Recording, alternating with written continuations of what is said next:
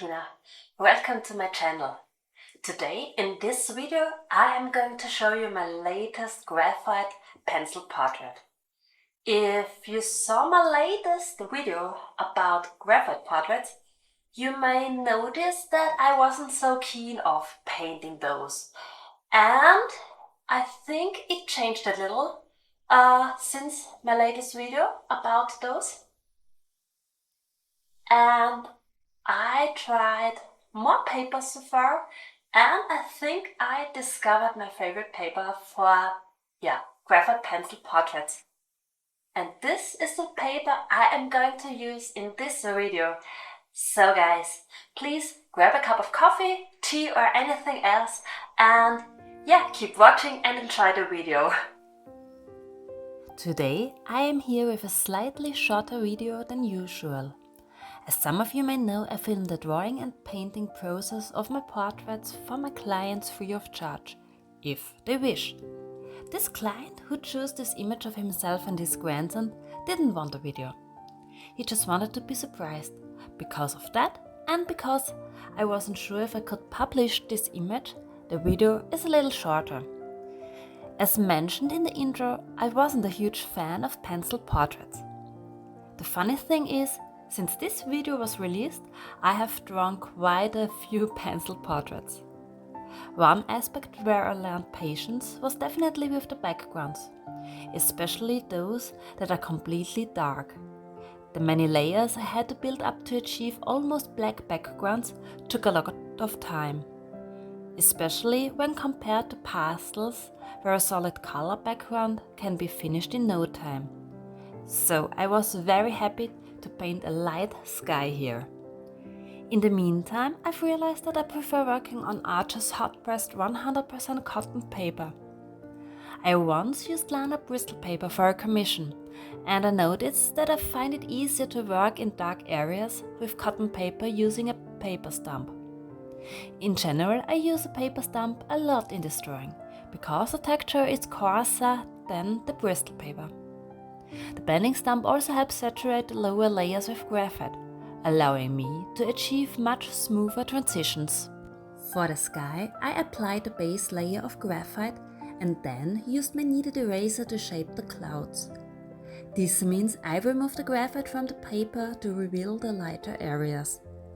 Using a kneading eraser gives the clouds a softer and more lifelike look than if I were to work without it. I would recommend a kneaded eraser and a monozero eraser to anyone interested in pencil drawing. The monozero eraser is great for removing small areas or lines, while the kneaded eraser can be used to remove graphite both broadly and in detail, depending on how you shape it. One more advantage of the kneaded eraser is that it can be pressed lightly to remove less graphite, which is useful if you want a softer transition or highlight. After that, I worked on the shadows of the clouds with pencil. A good tip is to use a blending stump to add graphite where you need it. The result often looks lighter and more natural because the sharp lines from pencil hatching are softened. If possible, I would combine every method in one image. Certain techniques work better for specific subjects and effects, and a combination of everything makes the portrait more interesting, at least in my opinion. For the skin, I started with light pencil hatching because I have more control over how much graphite is on the paper. If necessary, I simply added more layers. Between the layers, as mentioned before, I used the blending stump to make everything appear smoother. For the blends in the background, I took the opposite approach. My goal was for them to fade more into the background and appear a little blurry. I first dipped my blending stump into graphite and used it to paint the desired shapes. I really focused on only drawing the shapes I saw in the reference photo and not adding anything extra. Even though they look more abstract at first, in the end they came together as a complete image. After drawing the shapes in the background with the stump, I went over them with darker pencils to create more contrast. all the while keeping in mind that the main focus should be on the two people in the foreground. I also try to create the most contrast in the foreground. Imagine you're looking far into the distance. What do you see? You see more shades of blue the further something is. I am assuming a blue daytime sky. Everything becomes less sharp and the contrast decreases. That's how we perceive depth and distance. So I painted everything that is farther away with less contrast. The most fun I had with this portrait was drawing the flowers in the background and the tablecloth. I love adding details, which is why I'm always excited when I get commissioned pieces that involve lace. I also had so much fun drawing my client's hand.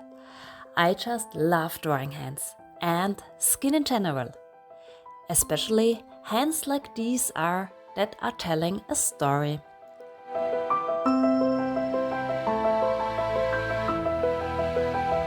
When I was done, I added my signature to the bottom left, then removed the tape.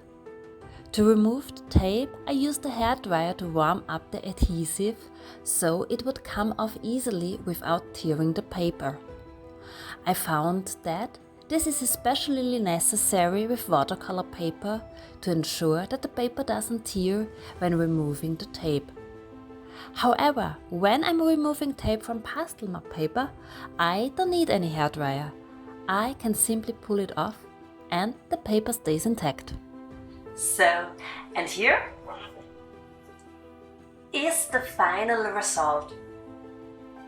I think it turned out really cool. I really like the dynamic of the picture. I really like the composition of it, and I think I captured the persons really well. Let me know in the comments what you think about this painting. If you like this video, please consider to like, share and subscribe. It would mean a lot to me. And if you feel like having your own custom portrait, please contact me. All the necessary infos are down below in the info box. I hope you have a wonderful day, night, evening, wherever and whenever you are watching this video. I wish you all the best. Lots of love.